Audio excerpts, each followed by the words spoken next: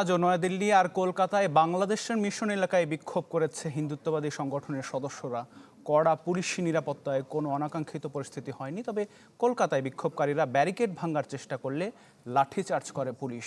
উদ্ভূত পরিস্থিতিতে ফের ভারতের হাইকমিশনার প্রণয় কুমার ভার্মাকে তলব করা হয়।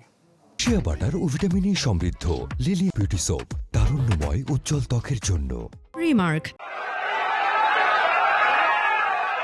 গেল বছর জুলাই অভ্যুত্থানের পর ঢাকা দিল্লি সম্পর্কের টানাপোড়েন কূটনৈতিক পর্যায়ে ছিল, কিন্তু সাম্প্রতিক নানা ঘটনার উত্তাপ কূটনীতির অঙ্গন থেকে রাজপথে গড়িয়েছে।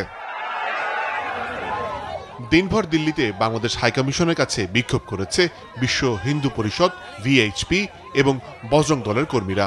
ভালুকায় পোশাক কারখানা শ্রমিক দীপুচন্দ্র দাসকে পিটিয়ে হত্যার প্রতিবাদ জানায় বিক্ষোভকারীরা। এই কর্মসূচি ঘিরে দিল্লি কূটনীতিক পাড়ায় দেখা দেয় উত্তেজনা।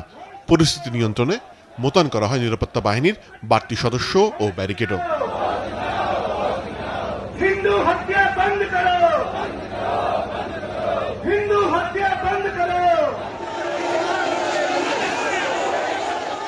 একই অবস্থা সৃষ্টি হয় কলকাতার বাংলাদেশ হাইকমিশনের সামনেও। বেগবাগান এলাকায় ভিএইচপি, হিন্দু জাগরণ মঞ্চ সহ একাধিক সংগঠন মিছিল করে হাইকমিশনের দিকে যাওয়ার চেষ্টা করে।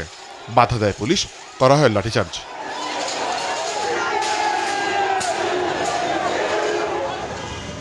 এদিকে ২০ ডিসেম্বর নয়াদিল্লিতে বাংলাদেশ হাইকমিশন এবং বাসভবনের বাইরে সংঘটিত ঘটনায় উদ্বেগ জানিয়ে ফের ঢাকায় হাইকমিশনার প্রণয় ভার্মাকে তলব করা হয়।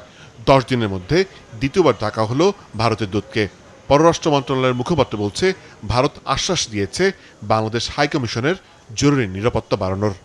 এ সময় ভারতের পক্ষ থেকে বিষয়টি গুরুত্ব সহকারে দেখার প্রতিশ্রুতি দেওয়া হয়েছে। বাংলাদেশ আশা করে এই প্রতিশ্রুতি দ্রুত কার্যকর পদক্ষেপে প্রতিফলিত হবে। ভারত বাংলাদেশ সম্পর্ক নিয়ে সচিবালয়ে কথা বলেছেন অর্থ উপদেষ্টাও।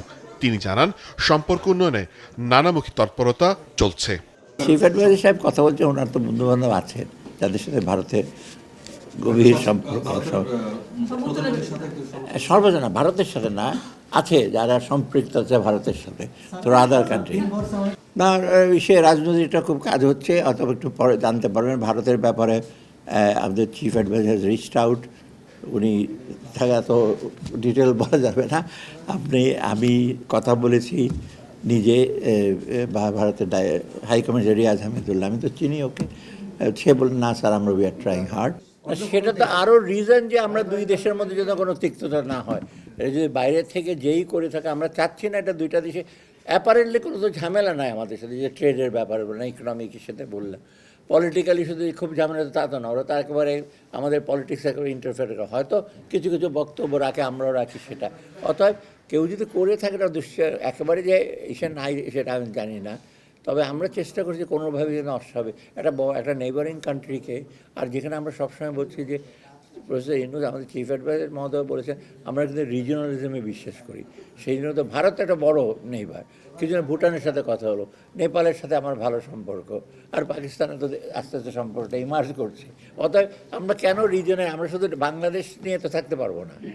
অতএব আর ভারত তো সবচেয়ে বড় নেইবার আমাদের, বহুত ইকোনমিক, আমার স্বাস্থ্য টাস্থ্য সব ব্যাপারে তো ভারতের সবচেয়ে বেশি আমরা এইসব মোর্শেদ হাসিব, চ্যানেল 24, ঢাকা।